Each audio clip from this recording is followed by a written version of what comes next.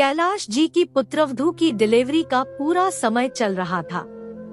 वो इस बात से बहुत चिंतित थे कि आखिर बहू की डिलीवरी के वक्त उसे संभालने वाला कोई नहीं है, पर आज कौशल्या जी जीवित होती तो किसी बात की चिंता करने की जरूरत नहीं थी। लेकिन भगवान ने बेटे बेटी की शादी से पहले ही कौशल्या जी को अपने पास बुला लिया। अब वो किससे कहें कि बहू के डिलीवरी के समय आने की। परिवार में वैसे तो कैलाश जी भाई भाभी भी थे, लेकिन सिर्फ नाम के। इसी फिक्र में कैलाश जी गुमसुम बैठे थे। बहू मालिनी को डॉक्टर ने जो समय दिया था डिलीवरी का, उसी के अनुसार वो अपने और बच्चे के कुछ कपड़े जमाने लगी। मालिनी को भी यही चिंता खाए जा रही थी, डिलीवरी में कौन आएगा मुझे संभालने के लिए, क्योंकि पीहर में मालिनी के भी माता पिता नहीं थे, सिर्फ भाई भाभी थे, और भाभी भी अपने मायके जाने वाली है।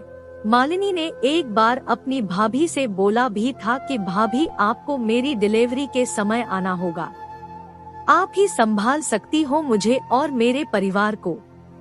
लेकिन भाभी ने झट से मना करते हुए कह दिया कि देखो दीदी, मुझे मेरे मायके जाने का मौका साल में एक बार ही मिलता है, बस बच्चों की छुट्टियों के बहाने चली जाती हूँ, तो आप बस मुझे माफ करें।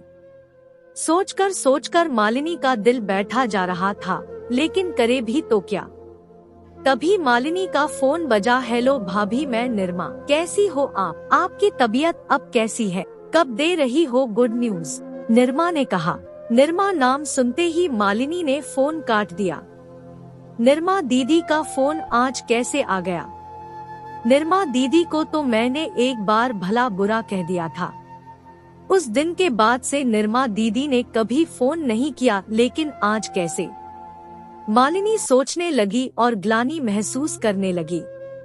उसने अपने ससुर से कहा, पापाजी निर्मा दीदी का फोन आया था, पर मैं उनसे बात नहीं कर सकी क्योंकि मुझे आज मेरी गलती का एहसास हो रहा है कि मैंने रक्षाबंधन के दिन दीदी को बहुत बुरा भला कहा था।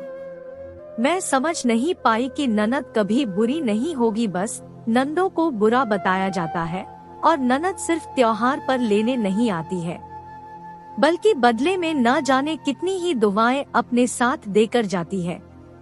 मालिनी की आंखों में पछतावे के आंसू थे। तभी कैलाश जी ने अपनी बेटी निर्मा को फोन किया और कहा, बेटी तू तो सब जानती है ना, तेरी भाभी की डिलीवरी का समय नजदीक आ गया है। अगर तू तेरी भाभी की डिलीवरी पर आ जाए तो हमारी चिंता थोड़ी सी कम हो जाएगी। अरे पापा, मैं तो आपको खुद ही गुड न्यूज दे रही थी कि आप चिंता मत करो, मैं कल ही आ रही हूँ। अब बस भाभी को आराम करने की जरूरत है। मैं भाभी को अच्छे से संभाल लूंगी, आप बिल्कुल चिंता मत करो। निर्मा की बातों में अपनी भाभी के प्रति बिल्कुल भी नाराजगी नजर नहीं दिख रही थी, बल्कि वो तो खुश थी और सोचा कि दीदी चाहती तो वो भी कुछ भी बहाना बनाकर आने के लिए मना कर देती, लेकिन निर्मा दीदी ने मना नहीं किया। मालिनी ने जब यह सुना तो वो बहुत खुश हुई और उसे समझ आ गया कि ननद कभी बुरी नहीं होती और समय पर अपने ही साथ देते हैं।